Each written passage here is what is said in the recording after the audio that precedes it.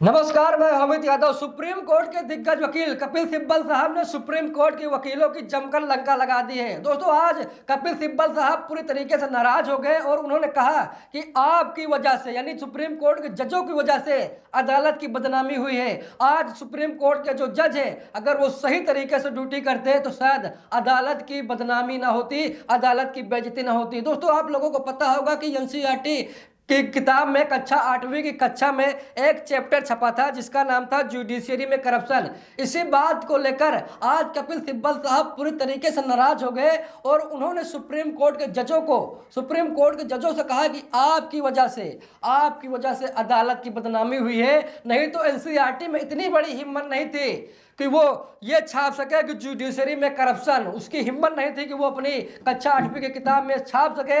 लेकिन कहीं ना कहीं आप लोगों की गलती की वजह से, क्योंकि आप लोग सही से ड्यूटी नहीं करते हैं, इसीलिए एनसीईआरटी की किताब में जुडिशरी में करप्शन नामक पार्ट छपा है। दोस्तों, आप लोगों को मैं सीधा खबर दिखाने जा रहा हूं जहां पर काफी ज्यादा नाराज हुए कपिल सिब्बल साहब और उन्होंने साफ साफ बता दिया कि जो सुप्रीम कोर्ट के या हाई कोर्ट के जो जज हैं वो सही से ड्यूटी नहीं करते हैं, यानी कि कहीं ना कहीं सरकार की चरण वंदना करते हैं, सरकार के पक्ष में फैसला सुनाते हैं, कहीं ना कहीं वो सरकार के टच में काम करते हैं और वो सही से फैसला नहीं सुना पाते, यानी कि दबाव में काम करते हैं। और इसी बात को लेकर आज कपिल सिब्बल साहब काफी ज्यादा नाराज हुए। यहाँ पर सीधा खबर में आप लोग देख सकते हैं, साफ साफ लिखा है कि अगर जजों ने अपनी ड्यूटी ठीक से की होती तो एनसीईआरटी टेक्स्ट बुक का मामला नहीं होता। सीनियर एडवोकेट कपिल सिब्बल साहब ने साफ साफ कहा कि अगर ये जज है, अगर ये सही से अपनी ड्यूटी निभाते तो शायद एनसीईआरटी टेक्स्ट बुक में ये मामला ना जाता, यानी कि कक्षा 8वीं की किताब में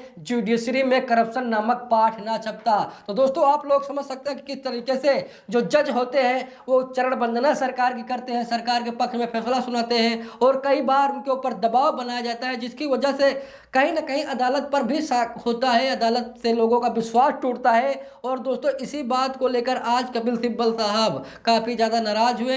दोस्तों, आप लोगों को पता होगा कि एनसीईआरटी ने माफ़ी मांगी है, सीजीआई के सामने माफ़ी मांगी कि हमसे गलती हो गई, हमें ये पाठ नहीं जोड़ना चाहिए था। लेकिन उसके बाद भी अब ये मामला तूल पकड़ता जा रहा है और आज कपिल सिब्बल साहब ने एकदम क्लियर कर दिया है कि अगर एनसीईआरटी ने अपनी किताब में, यानी 8वीं कक्षा की किताब में ये जो छापा है, कहीं ना कहीं वो सही छापा है, क्योंकि आप लोग सही से ड्यूटी नहीं करते। अगर आप लोग सही से ईमानदारी से ड्यूटी करें तो शायद एनसीईआरटी को छापने की जरूरत नहीं थी।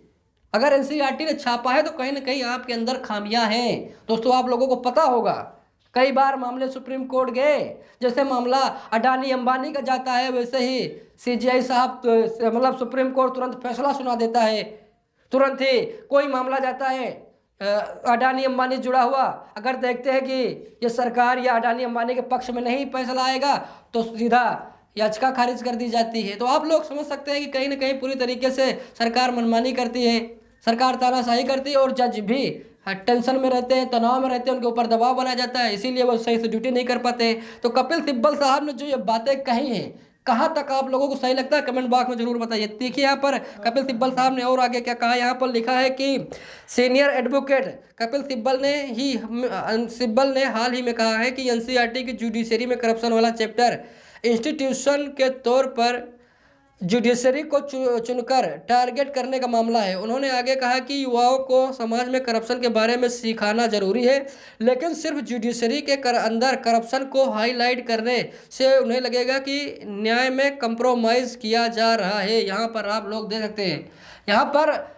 कपिल सिब्बल साहब ने भी कह दिया है कि जो हमारे युवा समाज के लोग हैं, अगर उन्हें करप्शन के बारे में हाईलाइट किया जाएगा मामला तो उन्हें लगेगा कि कंप्रोमाइज़ किया जा रहा है, यानी कि फैसले दबाव में सुनाए जा रहे हैं, यानी कि जो फैसले सुनाया जा रहा है वो कहीं ना कहीं सरकार के पक्ष में सुनाया जा रहा है, या फिर कहीं जो जज हैं वो बिक नहीं गए हैं, ऐसा भी हो सकता है। दोस्तों, इसीलिए आज कपिल सिब्बल साहब काफ़ी ज़्यादा नाराज हुए और कपिल सिब्बल साहब ने जजों को लेकर बहुत बड़ी बात कह दी कि अगर आप लोग सही ड्यूटी करते तो शायद एनसीईआरटी अपनी किताब में जुडिशरी में करप्शन नामक पाठ ना छापता। यहाँ पर देखिए लिखा है कि साथ ही सिब्बल ने कहा कि इस तरह की बातों के लिए जज जिम्मेदार है, क्योंकि वे कॉन्स्टिट्यूशन मोरलिटी के हिसाब से अपनी ड्यूटी निभाने में फेल हैं। यहाँ पर आप लोग देख सकते हैं कपिल सिब्बल साहब ने साफ साफ कह दिया कपिल सिब्बल साहब ने साफ साफ कह दिया कि इसके जिम्मेदार, अगर जो ये एनसीईआरटी ने अपनी किताब में छापा है जुडिशरी में करप्शन,